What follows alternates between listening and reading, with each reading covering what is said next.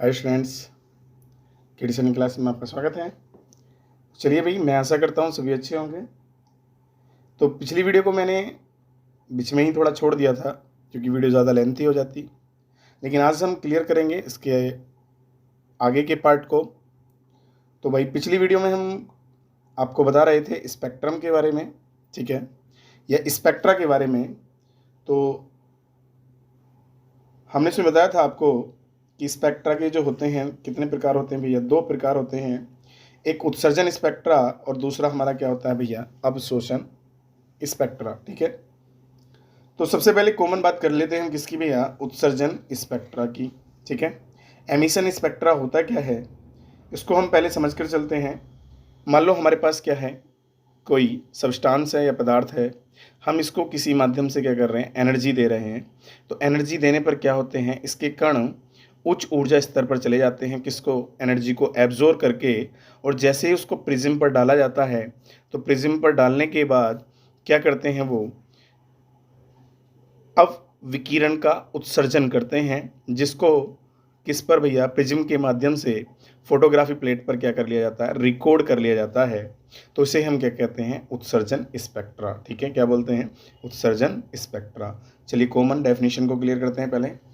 अणु या आयन विकिरण का अवशोषण करके उत्तेजित हो जाते हैं। अवशोषण के बाद उत्सर्जित विकिरण का स्पेक्ट्रम उत्सर्जन स्पेक्ट्रा कहलाता है। उत्सर्जन स्पेक्ट्रम प्राप्त करने के लिए किसी प्रतिदर्श को गर्म करके अथवा विकिरणित करके ऊर्जा दी जाती है, और जब प्रतिदर्श अवशोषित ऊर्जा को निष्कासित करता है तो उत्सर्जित विकिरण की तरंगदैर्घ्य या आवर्ती को रिकॉर्ड कर लिया जाता है। ठीक है भाई, तो थोड़ा सा अभी आपको इसके प्रकार के अंदर बहुत अच्छे से समझ में आएगा ये। ठीक है, तो यहाँ से मैंने थोड़ा सा वैसे तुम्हें समझा दिया है, चलते हैं हम आगे। तो बेटे उत्सर्जन स्पेक्ट्रा जो होता है हमारा, ये 2 टाइप का होता है, एक सतत और रेखा। ठीक है, सतत बहुत आसान होता है, कॉमन हम इसे समझ के चलेंगे।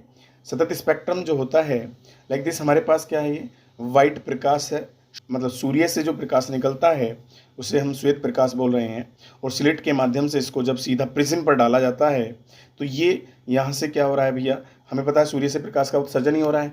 तो प्रिज्म से गुजारने पर ये मेरा प्रकाश कितने रंगों में बढ़ जाता है, 7 रंगों में बढ़ जाता है, जिसे विबग्योर के नाम से हम इसको जानते हैं। तो आप लोगों ने पढ़ा है कहाँ भैया, इसे फिजिक्स में भी पढ़ा होगा 10th क्लास के अंदर, इसका जिक्र आता है 10th क्लास में।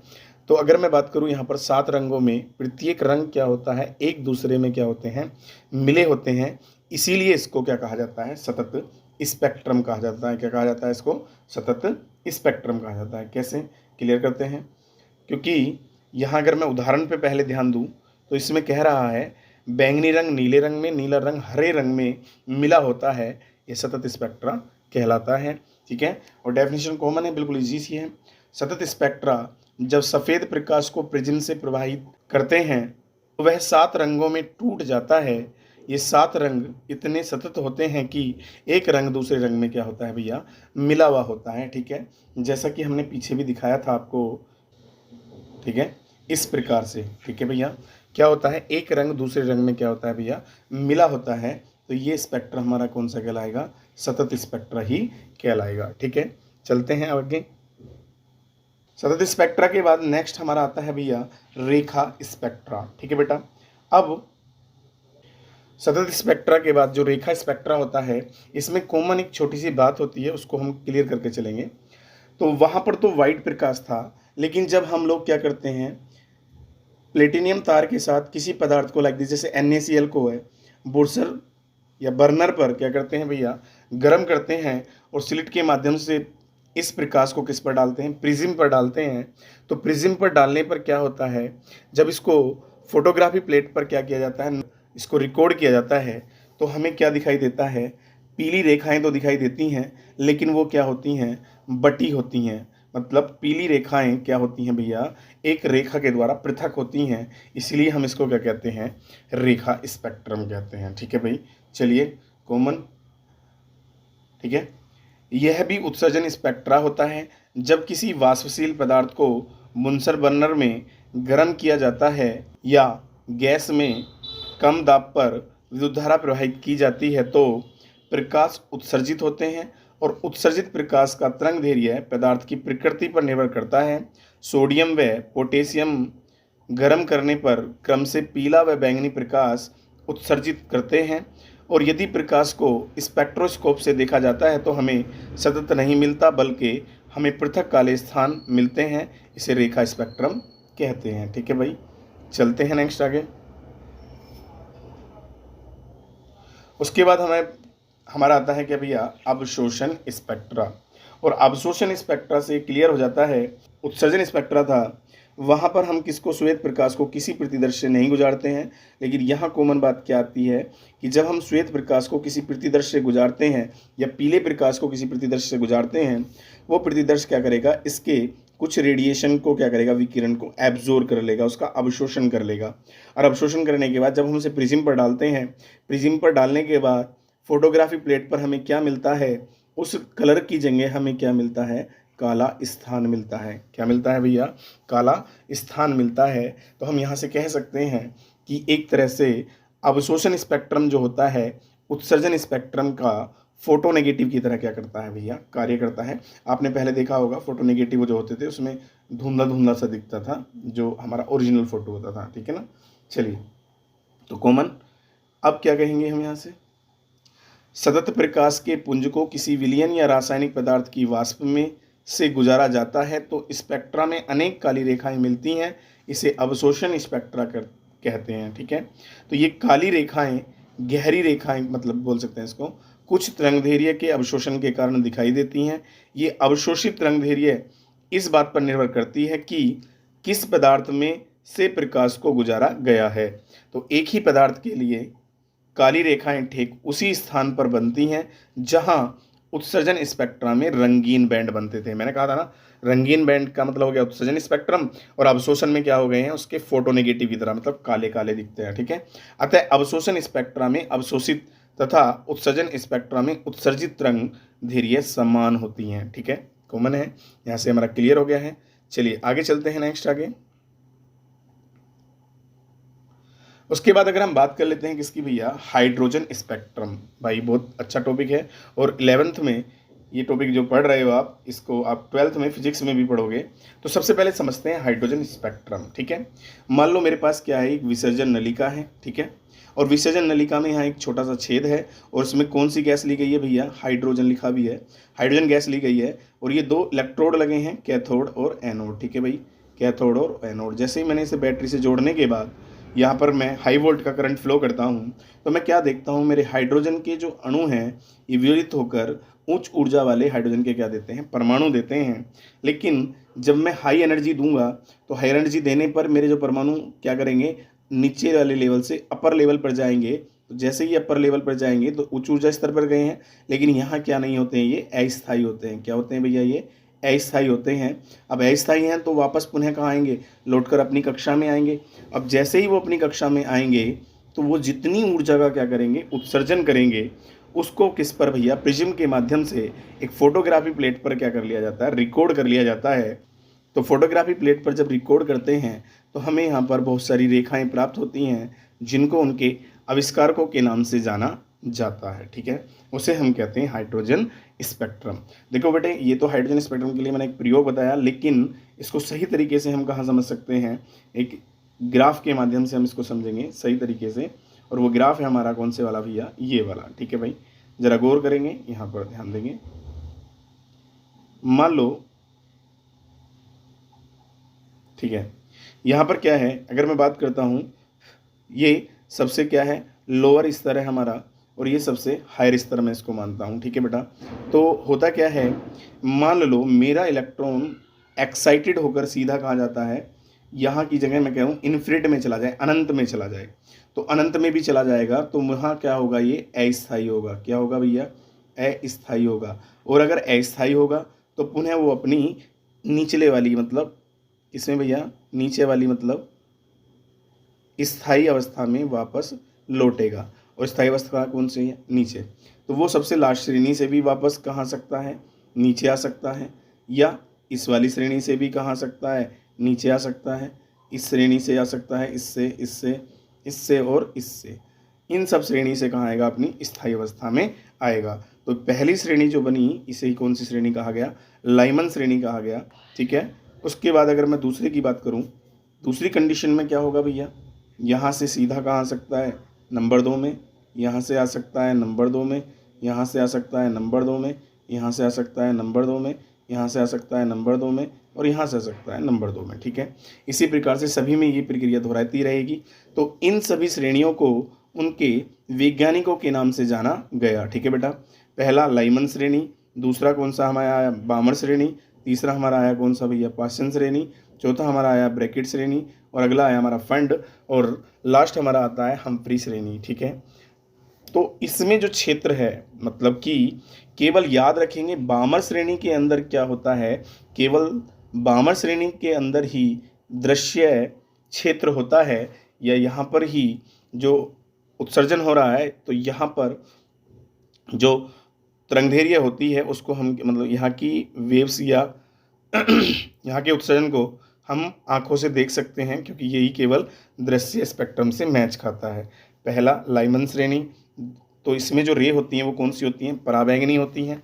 उसके बाद बामर में दृश्य होती हैं, और अवरक्त जो रे होती हैं वो किसमें, पास्चन में। इसके अलावा सभी में कैसी होंगी, अवरक्त होंगी। ठीक है बेटा, क्या होंगी, अवरक्त होंगी। ठीक है, तो कॉमन यहाँ से हमारा पॉइंट ये क्लियर हुआ है। तो मैं यहाँ से इनके सूत्रों की भी अभी बात करूँगा। चलिए, जब हाइड्रोजन गैस में विद्युत विसर्जन प्रवाहित किया जाता है तो तब हाइड्रोजन अणु वियोजित होकर उच्च ऊर्जा वाले हाइड्रोजन परमाणु देते हैं। तो उत्तेजित हाइड्रोजन परमाणु विभक्त आवृत्तियों वाला या विभक्त तरंगधैर्य वाला विद्युत चुम्बकीय विकिरण उत्सर्जित करते हैं। तो हाइड्रोजन स्पेक्ट्रम में रेखाओं की कई श्रेणियां प्राप्त होती हैं। इन श्रेणियों को उनके आविष्कारों के नाम से जाना जाता है। तो बामर ने प्रायोगिक परीक्षण के आधार पर क्या किया भैया, बताया कि हाइड्रोजन स्पेक्ट्रम की दृश्य क्षेत्र की रेखा निम्नलिखित सूत्र का पालन करती है। मतलब तो इसे समझेंगे हम लोग, न्यू बार बराबर, ठीक है ना, न्यू बार बराबर 1096777 ब्रैकेट शुरू करेंगे, और 1/2 का वर्ग माइनस 1/n का वर्ग, ब्रैकेट बंद कर देंगे। मात्रक होगा इसका सेंटीमीटर इनवर्स।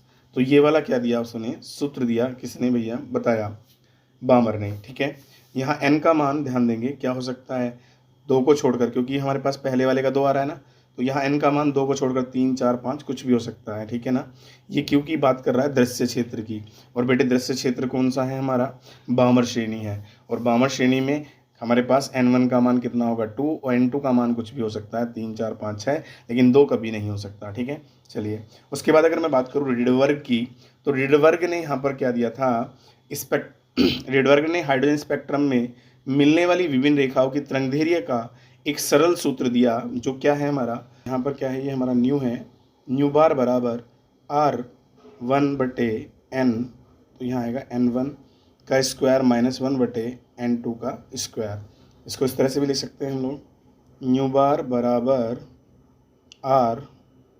RH भी यूज़ कर लेते हैं, ब्रैकेट 1/n1 का वर्ग माइनस 1/n2 का वर्ग, ब्रैकेट बंद कर देंगे।